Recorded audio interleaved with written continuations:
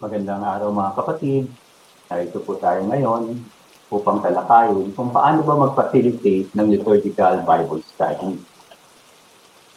Makabubuti na bago natin isagawa ang ating liturgical Bible study, ay mapadala po natin yung listahan ng mga reading o yung mga pagbasa.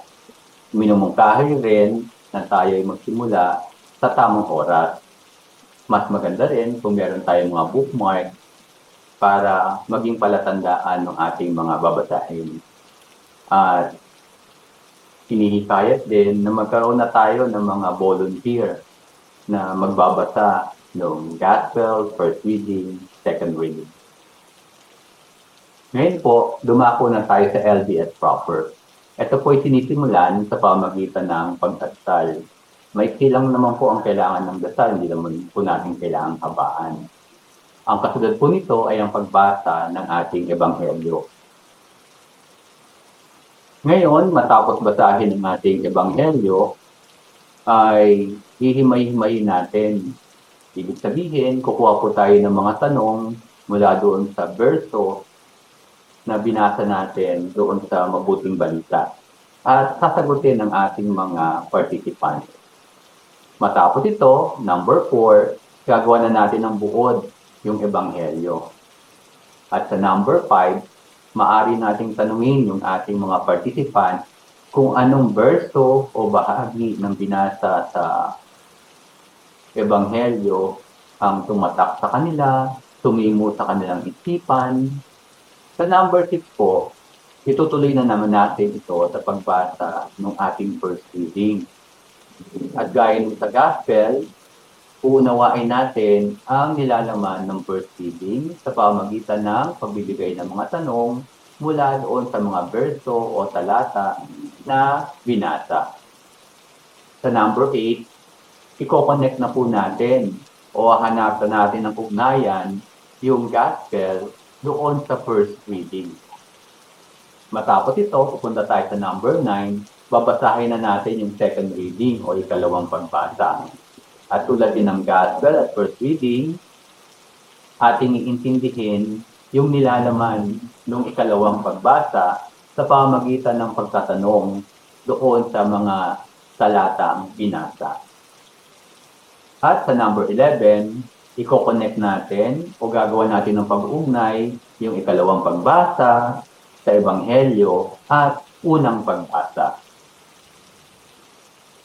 Matapos po ito, pwede nating tanungin yung mga participant o yung mga kalahok para doon sa tema na kung saan binubuklod yung gospel, first reading, at second reading. Sa number 13, ito na po yung paggawa ng tinatawag nating Biblia o yung tinatawag nating one prayer message. Ulitin ko po isang isang pangungusap lamang, hindi naman siya kailangang mahaba. Number 14, yung pagpo-formulate na natin ng ating hugot o yung tinatawag na reflection question. 15, ito naman po yung gagawa na tayo ng hamon o yung tinatawag nating Live the Word challenge. Sa 16, maaari na pong magbahaginan yung mga participant ukol sa kanilang nabasa, pero ito po ay optional lamang. At sa number 17, wawakasan natin ang ating liturgical Bible study sa pamamagitan ng panalangin. Maaari din po tayo magsagawa ng picture taking matapos ang LDS. Huwag lang po natin kalimutan na mag-take note, isulat yung ating Biblia, hugot at hamon.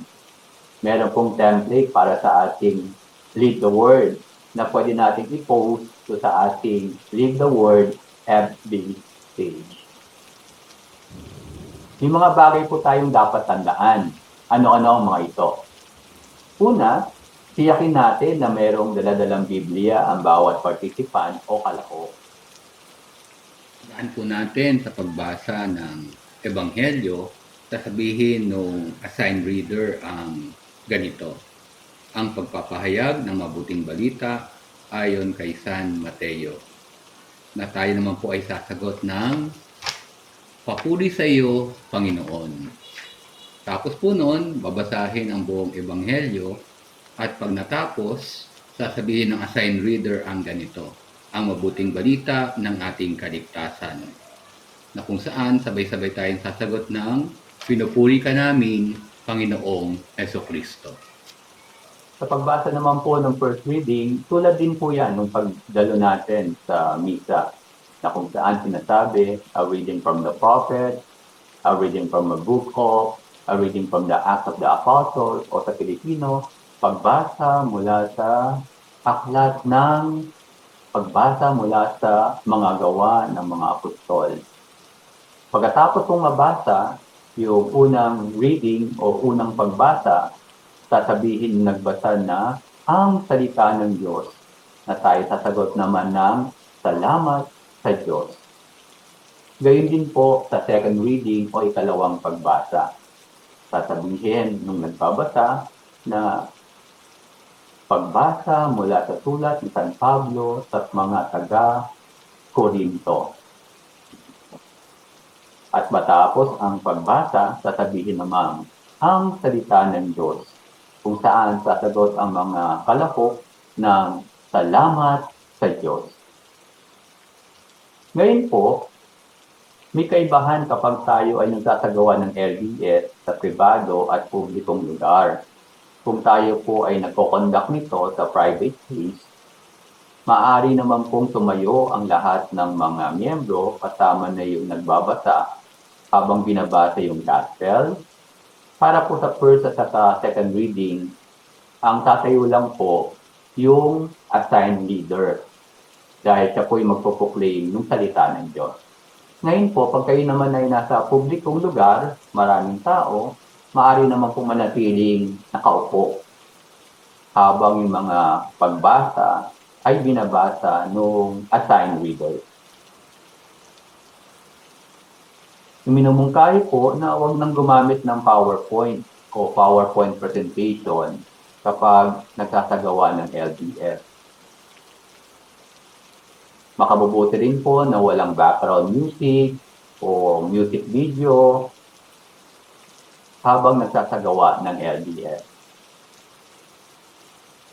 Dapat din pong tiyakin ng facilitator na walang dead air habang nagsasagawa ng LDS. Dapat po tuloy-tuloy ang daloy nito.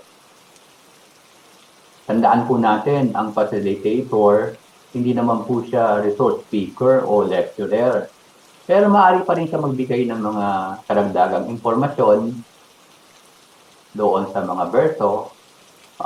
Karaniwan po dito ay nanggagaling doon sa mga footnote mula doon sa Bible, introduction ng Bible, at mula doon sa lingguhang LDS guide na pinopost natin sa Lead the Word page. Tandaan po natin na hindi lang po tayo basta facilitator. Tayo rin po ay mga mentor para sa ating future LDS facilitator. Kung anong uri ng hub meron tayo sa kasalukuyan, ay ito po yung uri ng hub na magkakaroon tayo sa inaharap. Kaya nga po dapat maganda yung karanasan ng ating mga kalahok sa ating hub habang nagsasagawa ng LDS. Muli po sa pagbuo ng tinatawag nating hibla, hugot at hamon. Ito po yung mga dapat tandaan. Dapat po isa lamang yung ating hibla o yung tinatawag nating one thread message. Short statement lang po ito, maiksi lang, para madaling tandaan. Kasi po, iuugnay natin ito doon sa kasunod na pagbasa sa susunod na linggo. Pagdating naman po sa reflection question, ito po ay dapat magawa kung saan ang tanong ay maaaring masagot ng ating nakaraang karanasan o kasalukuyang karanasan. Hindi po ito maaaring tanong na patungkol sa inaarap kasi po ito na yung i-cover ng ating hamon. Yung Live the Word Challenge naman po o yung hamon natin, ito po yung action statement na pwedeng gawin ng mga participant sa haba ng isang linggo. Para din po ma-check ng facilitator kung nagawa nga po ba yung hamon na yon. Kailan niya ito check sa susunod pong LDS session. Marami pong salamat.